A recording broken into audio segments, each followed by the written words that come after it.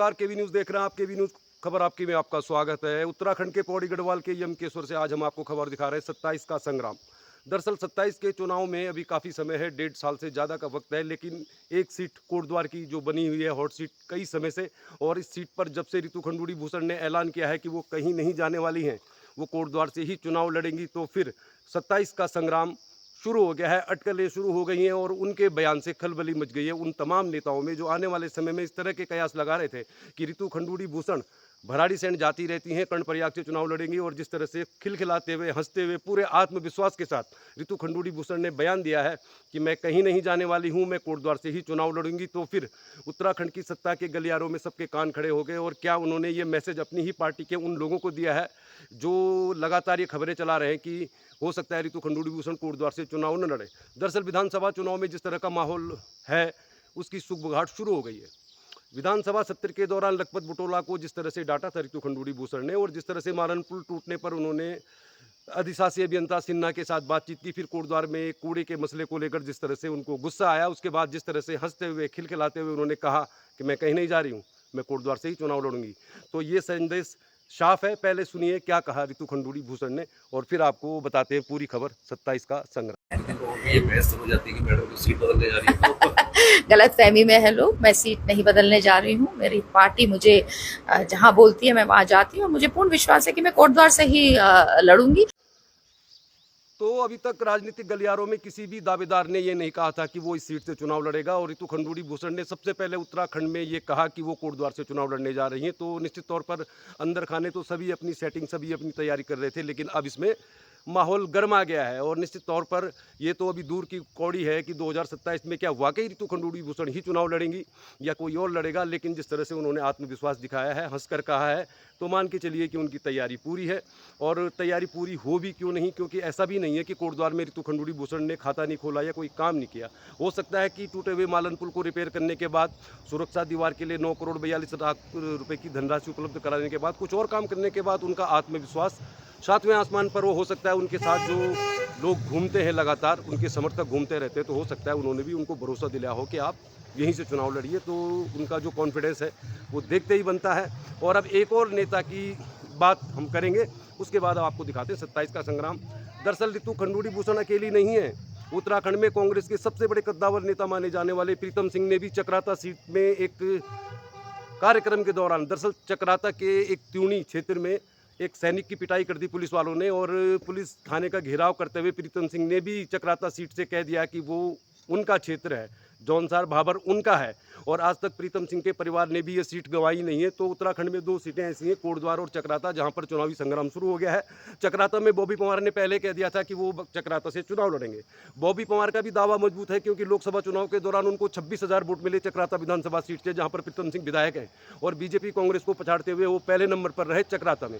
तो चक्राता में बॉबी पंवार और प्रीतम सिंह का चुनाव लड़ना लगभग तय नजर आ रहा है। आगे बात करते हैं कोटद्वार की। मेडिकल कॉलेज के लिए होने वाला है, जिसके लिए धनराशि स्वीकृत है, जमीन स्वीकृत है, डीपीआर के लिए पैसा स्वीकृत है।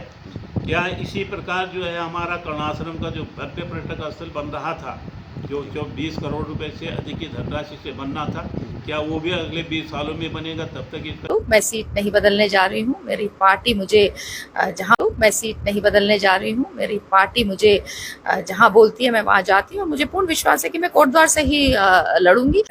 ये बहस हो जाती है कि मैडम की सीट बदलने जा रही है। गलत फहमी में है लोग। मैं सीट नहीं बदलने जा रही हूँ। मेरी पार्टी मुझे जहाँ बोलती है मैं वहाँ जाती हूँ, और मुझे पूर्ण विश्वास है कि मैं कोटद्वार से ही लड़ूंगी।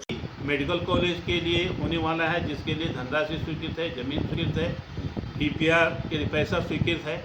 क्या इसी प्रकार जो है हमारा कर्णाश्रम का जो भव्य पर्यटक स्थल बन रहा था, जो 20 करोड़ रुपए से अधिक की धनराशि से बनना था, क्या वो भी अगले 20 सालों में बनेगा? तब तक इसका मैं सीट नहीं बदलने जा रही हूँ। मेरी पार्टी मुझे मैं सीट नहीं बदलने जा रही हूँ। मेरी पार्टी मुझे जहाँ बोलती है मैं वहाँ जाती हूँ, और मुझे पूर्ण विश्वास है कि मैं कोटद्वार से ही लड़ूंगी।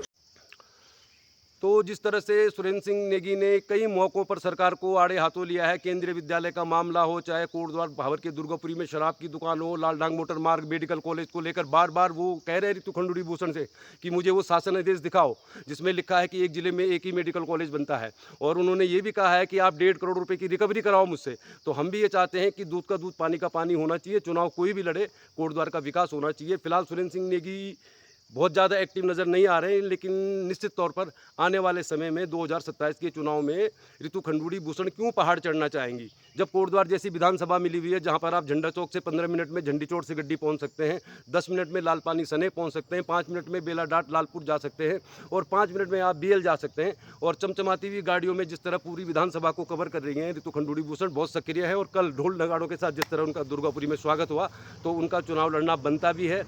और फिर कर्णप्रयाग की गाँव में अब कैसे चढ़ पाएंगे नेता, जब उनको एक बार कोटद्वार जैसी जगह की आदत पड़ गई। तो हमें लगता है ऋतु खंडूड़ी भूषण का दावा मजबूत है और अभी तक तो ऐसा ही लगता है। अब किंतु परंतु अगर मगर तो राजनीति में चलता ही रहता है, लेकिन आज की तारीख में हमको ऐसा लगता है कि 2027 का संग्राम जो है वो ऋतु खंडूड़ी वर्सेस सुरेंद्र सिंह नेगी ही होगा। बहुत से लोग कहेंगे कि सुरेंद्र सिंह नेगी ही क्यों, रंजना रावत क्यों नहीं, या कोई और क्यों नहीं।